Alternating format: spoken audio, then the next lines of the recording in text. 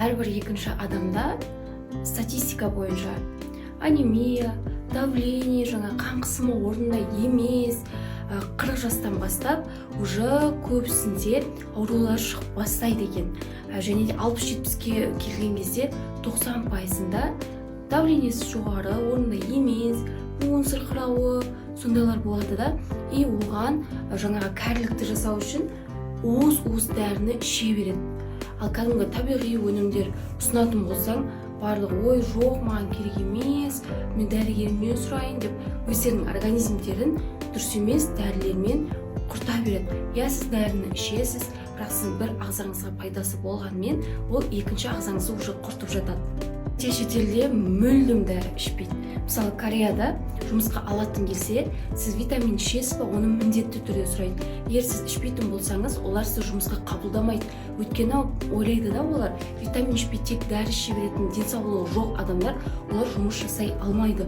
Өйткені пассивный болып жүреді, ұйқылары қанбайды, солай болып жүреді. Мысалы, менің өзім, жасым қазір 23-те, 23-те болса да, мен осы жылы өзімнің денсаулығымды табиғи жолмен қолға алайын деп шештім. Витаминдер ішіп, ендерде 40-қа келген кезде буынымыз сырқырап, қазір енді экология ғой, қазірдің өзінде ауыратын жеріміз біраз, сол үшін мен қолға алған болатынмын.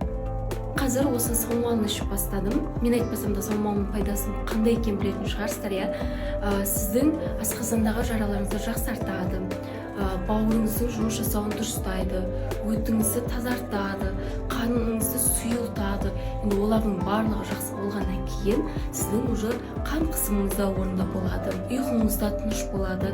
Кәдімгі шетелдік БАДылардан, витаминдерден асып түспесе, ешқандай да кем түспейді. Аналарыңызға берсеңіздер де өте пайдасы зор.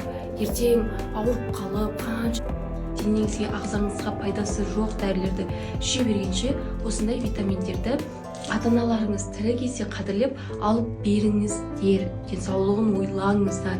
Және де бұда бөліп төлеп алсаңыздар да болады. Басқа қалалардың барлығында да ставка бар, консультанттары сіздерді апта сайын тексеріп отыратын болады. Қалайсыз, жақсысыз ба деген сияқты.